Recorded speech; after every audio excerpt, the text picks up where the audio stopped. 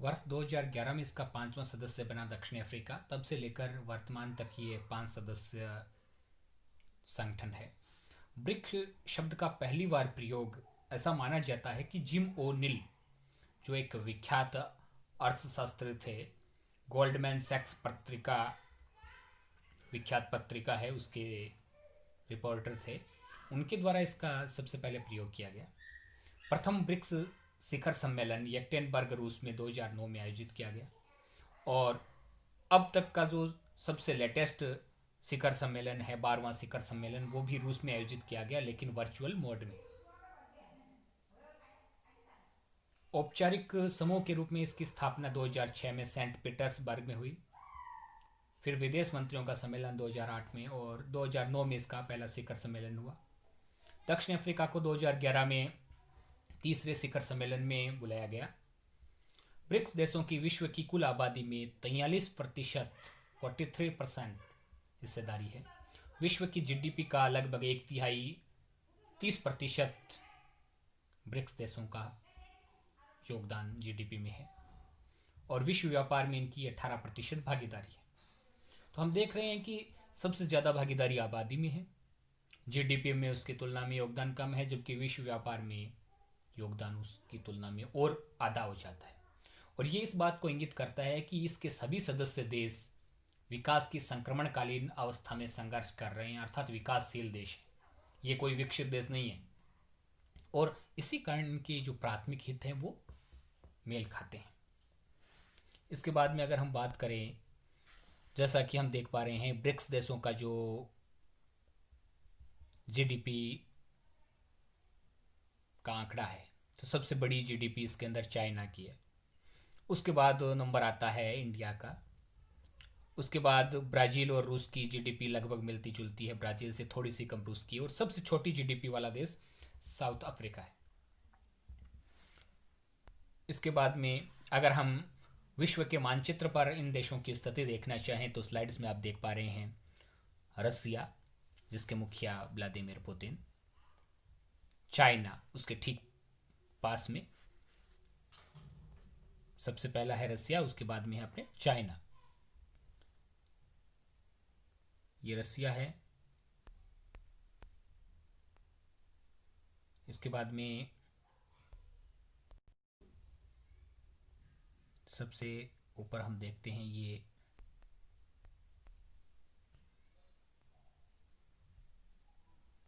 रसिया, 2 number पे China, उसके बाद में इंडिया 3 नंबर पे, उसके बाद में ये दक्षिण अफ्रीका है, और ये ब्राज़ील है। इस तरह से ये पांचों सदस्य विश्व के मुख्य तौर पे हम कह सकते हैं 4 महाद्वीपों से जुड़े हुए हैं, एशिया, यूरोप, दक्षिण अफ्रीका और जो दक्षिण अमेरिका है, और उसके अलावा अफ्रीका। उसके बाद में अगर हम बात करें तो अब तक जो शिखर सम्मेलन आयोजित किए गए हैं उनकी लिस्ट भी हम देख लेते हैं। येक्टेनबर्ग रूस में पहला शिखर सम्मेलन 2009 में, उस समय ये ब्रिक था, ब्रिक्स नहीं था, 4 ही सदस्य थे। ब्राज़ील या ब्राज़ील में दूसरा शिखर सम्मेलन ब्रिक के रूप में 4 सदस्य 2010 में। तीसरा शिखर सम्मेलन सान्या चीन में 2011 में। इसकी खास बात यह थी कि इस समय संगठन में नया सदस्य इसमें जुड़ा और 5 सदस्य संगठन बन गया। फिर चौथा शिखर सम्मेलन नई दिल्ली भारत 2012 में। डरबन दक्षिण अफ्रीका में 5वां शिखर सम्मेलन 2013 में। फोर्टालेजा ब्राज़ील में 6ठा शिखर सम्मेलन 2014 में। उफा रूस 7वां शिखर सम्मेलन 2015 में। बेनोलिम गोवा भारत 8वां शिखर सम्मेलन 2016 में। शियामेन चीन 9वां शिखर सम्मेलन 2017 में। जोहान्सबर्ग दक्षिण अफ्रीका 10वां शिखर सम्मेलन 2018 में। ब्राज़ील या ब्राज़ील 11वां शिखर सम्मेलन 2019 में। सेंट पीटर्सबर्ग रूस 12वां शिखर सम्मेलन 2020 में प्रस्तावित था, बाद में वर्चुअल मोड में आयोजित किया गया, इस कारण से इसका कोई आयोजन स्थल नहीं लिखा जा सकता। और आगामी 13वां शिखर सम्मेलन भारत में 2021 में प्रस्तावित है। इसके साथ साथ हम देखते हैं कि ब्रिक्स देशों का जो विश्व के अंदर योगदान है, ये हम देख ही चुके हैं, इस स्लाइड्स में भी आप देख रहे होंगे। इसके अलावा जो मुख्य इंडिकेटर हैं उनके अंदर भी हम देखते हैं कि कहीं ना कहीं चाइना सबसे बड़ी कंट्री के रूप में है, जबकि दक्षिण अफ्रीका इसके सबसे, हम कह सकते हैं, छोटे भाई के रूप में है। विश्व की 46% वर्कफोर्स, जो श्रमिक वर्ग हैं, वो इन 5 देशों से है। 42% जनसंख्या। इसके अलावा आगे हम चलें तो हम देखेंगे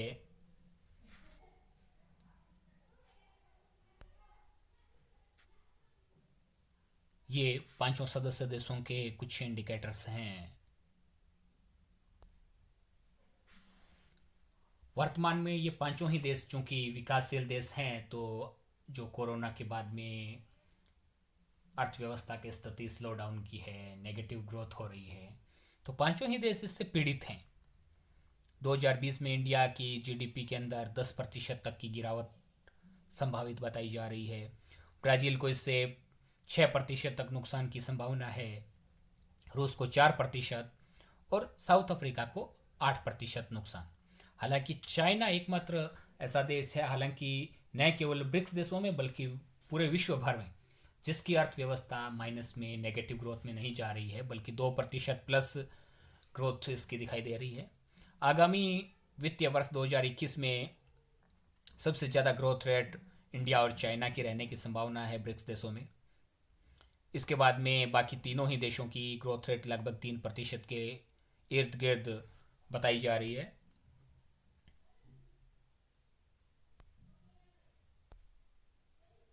ये शिखर सम्मेलन है 2009 से 2018 के बीच में, जो आप इस स्क्रीन पर देख पा रहे हैं।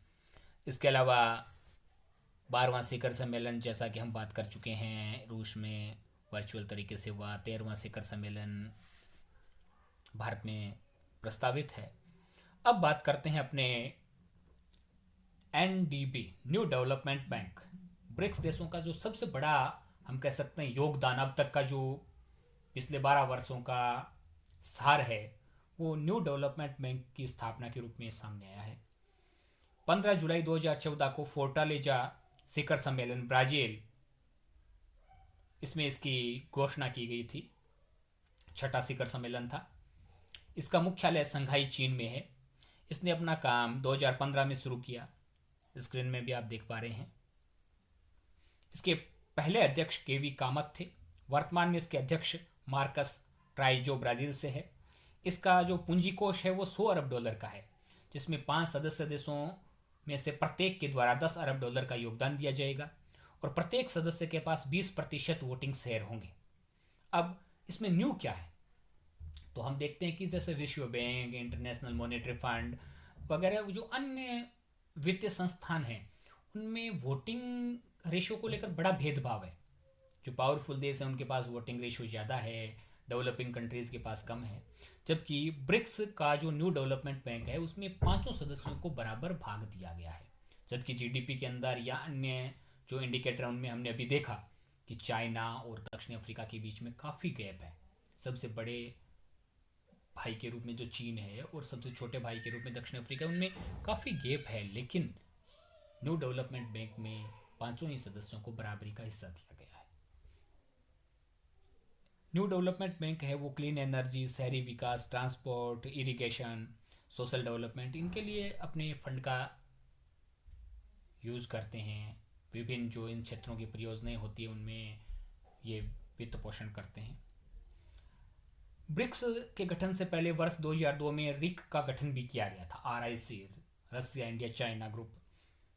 Dreaming with BRICS the path 2050, ये रिपोर्ट जिम ओनिल के द्वारा 2001 में प्रस्तुत की गई थी। इसी रिपोर्ट में सबसे पहले BRIC ब्रिक की कल्पना की गई थी। तो इस तरह से हमने ब्रिक देशों के बारे में देखा। आगामी लेक्चर में हम और भी अन्य अंतर्राष्ट्रीय संगठनों के बारे में बात करते रहेंगे।